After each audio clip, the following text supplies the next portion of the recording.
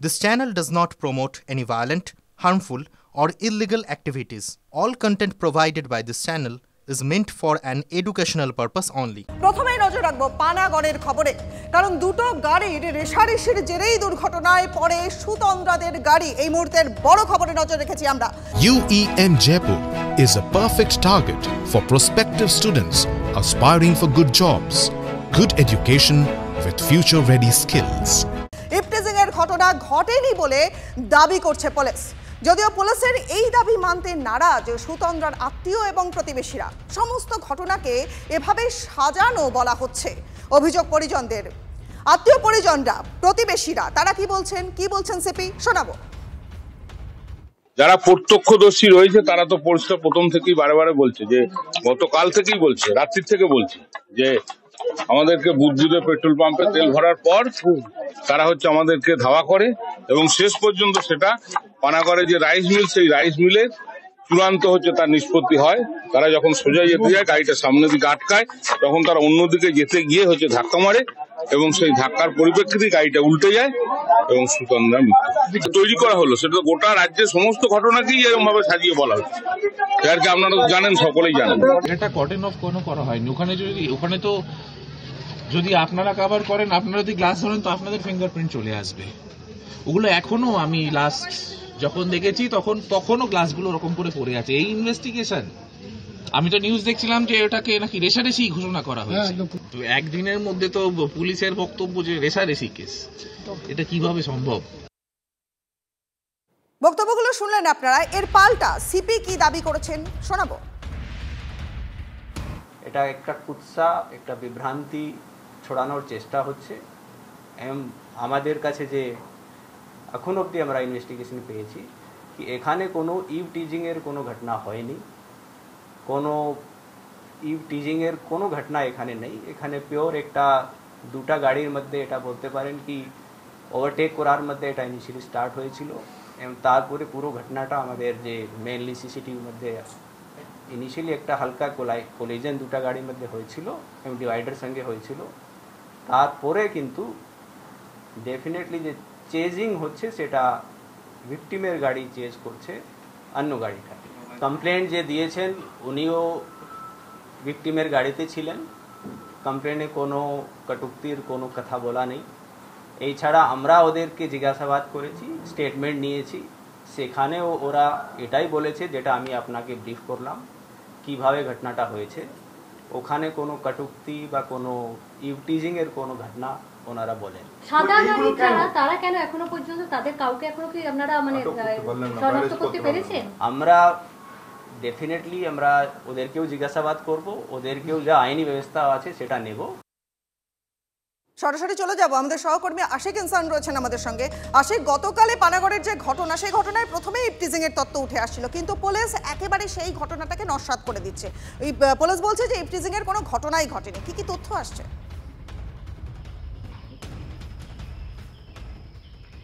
দেখো, তোমাকে বলে রাখবো যে গতকালকে সকাল থেকে আমরা দেখে এসেছি যে গাড়ির চালক রয়েছে এবং সুতন্দ্রা যারা সহশিল্পী, তারা যারা সুতন্দ্রার সঙ্গে সেই গাড়িতে ছিল, তারা কিন্তু একটাই দাবি করে এসেছিল যে ইভটিজিং হয়েছে। কিন্তু সারাদিন পরে যখন পুলিশ কমিশনার তিনি প্রেস মিট করলেন, তিনি সাফ জানিয়ে দিলেন যে কোনো ইভটিজিং এর ঘটনা ঘটেনি। এবং তারপরেই কিন্তু যখন দেহ এই চন্দননগরের বাড়িতে আসে, সুতন্দ্রার বাড়িতে আসে, সেই সময় তার আত্মীয় পরিজন যারা এখানে ছিলেন বা অনেকেই যারা সেখানে দুর্গাপুর গিয়েছিলেন, তারা যেটা দাবি করছেন যে তারা যখন সেখানে পৌঁছায় তখনও কিন্তু যে গাড়ি করে ইভটিজিং এর কথা বলা হচ্ছে, সেই গাড়ি, সাদা গাড়ির ভিতরে যে গ্লাস রয়েছে, দাবি করা হচ্ছে মদের গ্লাস, সেই সব গ্লাস তখনও কেন সেখানে পড়েছিল, সেই এটা নিয়ে তারা কিন্তু প্রশ্ন তুলছেন বারবার। এবং যে কেউ সেই গাড়ি খুলে সেই গ্লাস দেখাচ্ছিল এবং গ্লাসে ফিঙ্গারপ্রিন্ট সেগুলো নষ্ট হয়ে যাওয়ার কথা তারা অভিযোগ করছেন। এবং তারা সরাসরি বলছেন যে কথা পুলিশ কমিশনার বলছেন সেই কথা একেবারেই সঠিক নয়। সেই পুলিশ কমিশনার এবং পুলিশ প্রশাসন পুরো বিষয়টাকে ধামাচাপা দেওয়ার চেষ্টা করছে, এমনটাই কিন্তু পরিবারের যারা লোকজন রয়েছে সুতন্দ্রা তারা দাবি করছেন।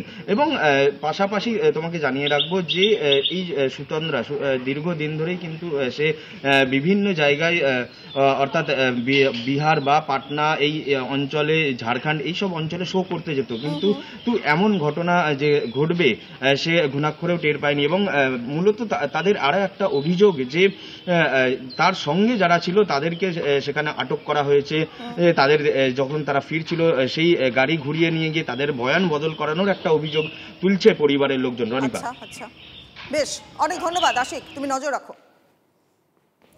দেখুন, অনেকগুলো প্রশ্ন সামনে চলে আসছে, কিন্তু মাত্র 9 মাস আগেই স্বামীকে হারিয়েছেন তিনি, আর এবার সন্তানহারা মা। দুর্গাপুরের দুর্ঘটনায় মৃত তরুণীর মায়ের মুখে এখন একটাই কথা, যে দোষীদের শাস্তি চাই। এফটিজিং এর জেরেই প্রাণ গেছে মেয়ের, মনে করছেন মৃতার পরিবার। গাড়িতে আরো অনেকে থাকলেও কেন সুতন্দ্রাই তিনি গুরুতর আহত হয়েছিলেন, এটা নিয়েও প্রশ্ন উঠছে। পরিবার বলতে বয়স্ক ঠাকুমা, দিদিমা আর মা। দীর্ঘদিন ধরে ক্যান্সারে ভুগছিলেন বাবা, কয়েক মাস আগেই মারা যান। এবার মায়ের কোল খালি করে চলে গেলেন সুতন্দ্রা। হুগলির চন্দননগরের নাড়ুয়া রায়পাড়ায় নেমে এসেছে নিস্তব্ধতা। মেয়ের মৃত্যুর খবর শুনে কাকসা থানায় ছুটে যান মা তনুশ্রী চট্টোপাধ্যায়। আমার হাজবেন্ড এই 8 মাস হলো মারা গেছেন, তার মধ্যে এই ঘটনা, আমি অবশ্যই শাস্তি চাইছি। প্রশ্ন উঠেছিল যে শুধুমাত্র এই তরুণীরই কিভাবে লাগলো, যেটা জানা যাচ্ছে যে গাড়ির চালক এবং অন্য যারা ছিল গাড়ির সাথে তারা যেটা আমাদেরকে জানিয়েছে যে সুতন্দ্রার আঘাত কোনোভাবে, যেভাবে গাড়িটা উল্টে ছিল সেখানে অনেক লোহা লক্কর পড়েছিল, সেখানে কোনোভাবে আঘাত লাগতে পারে, গাড়ি থেকে বাইরে ছিটকে পড়েছিল সুতন্দ্রা। পুরো গাড়িটা এমনভাবে পাল্টি মেরেছে, কিছুক্ষণের জন্য আমরা সব জনে আমরা বেহোশ হয়ে গেছিলাম। ড্রাইভারের এখানে গলাটাও পুরো ফেসে গেছিল। সুতন্দ্রা কিসে লেগেছে? ওর লেগেছে, এখানে বসেছিল তো, এবার কিসে লেগেছে সেটা বলতে পারবো না, বাইরে বেরিয়ে গেছিল। রাতের রাস্তায় মহিলাদের নিরাপত্তা নিয়ে প্রশ্ন তোলেন মৃতের আত্মীয়রা।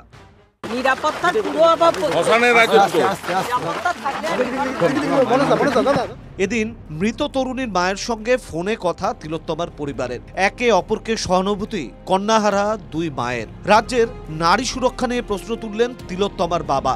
অপরাধীরা শাস্তি না পাওয়ায় অপরাধ প্রবণতা আরও বেড়ে গিয়েছে, মন্তব্য তার। খুবই মর্মান্তিক ঘটনা, যার বাড়ির গেছে সেই একমাত্র বুঝতে পারছে যে কি ঘটনা ঘটেছে। আজকে আমার মেয়ে মারা গেছে, আজকে আমি বুঝতে পারছি কি ঘটনা। এইটা মুখ্যমন্ত্রী মানে কি বলবো, 1% যদি মানে ওনার সহানুভূতি থাকতো তাহলে বিচারের জন্য আজকে আমাদের দুয়ারে দুয়ারে ঘুরতে হতো না। রাজ্যে নারী সুরক্ষা থাকবে কি? আমার মেয়েটা একটা সুরক্ষিত জায়গায় খুন এবং ধর্ষণ হয়েছে, তার বিচার হয়নি এবং অপরাধীরা শাস্তি পায়নি। এই জন্য যারা যারা অপরাধী পশ্চিমবঙ্গে বাকি যারা আছে ক্রিমিনাল, তাদের সাহস আরো বেড়ে গেছে। ইভেন্ট ম্যানেজমেন্ট সংস্থায় কাজ করতেন সুতন্দ্রা। নাচে পারদর্শী সুতন্দ্রা বিভিন্ন জায়গায় অনুষ্ঠান করতেন। গয়ায় একটি অনুষ্ঠানে যোগ দিতে যাওয়ার পথে দুর্ঘটনা। সুতন্দ্রার এই মর্মান্তিক পরিণতি মেনে নিতে পারছেন না প্রতিবেশীরা। মা আছে, দিদা আছে, ঠাকুমা আছে, এই হচ্ছে বাড়ির লোক। বিয়ে থাকা করেনি? না না, এই তো বললাম যে কমাস হলো, ওর বাবা মারা গেছে ক্যান্সার। 8 মাস হলো। ওর মায়ের মনে হয় এই এখনো 2 মাস হয়নি, ওর মায়ের গলস্টোন অপারেশন হয়েছে। মানে বাড়িতে একটা বিরাট চলছে। এখান থেকে বেরিয়েছে, এবার আমি সেটা জানতাম না যে কালকেই বেরিয়েছে। কেন ওর মেয়ে একদিন যদি বাড়ি থেকে বেরোয় মোটামুটি ফিরতে ফিরতে 15 দিন 20 দিন হয়ে যায়। আচ্ছা, উনি কি করেন? নাচের প্রোগ্রাম করে। খবর পেয়ে সুতন্দ্রার বাড়ি যান স্থানীয় কাউন্সিলর। সুতন্দ্রার বাবা সুকান্ত কাউন্সিলরের সহপাঠী ছিলেন। তার মেয়ের অকাল মৃত্যুতে তিনিও শোকস্তব্ধ। নিশ্চিতভাবে এই ধরনের ঘটনাকে আমরা কেউ সমর্থন করি না, বা ভবিষ্যতে যাতে না ঘটে তার জন্য যারা ঘটিয়েছে বা যারা এর সঙ্গে যুক্ত তাদেরকে তদন্ত করে খুঁজে বার করে কঠোরতম শাস্তির দাবি করছি আমরা। আশিক ইনসানের রিপোর্ট, TV9 বাংলা।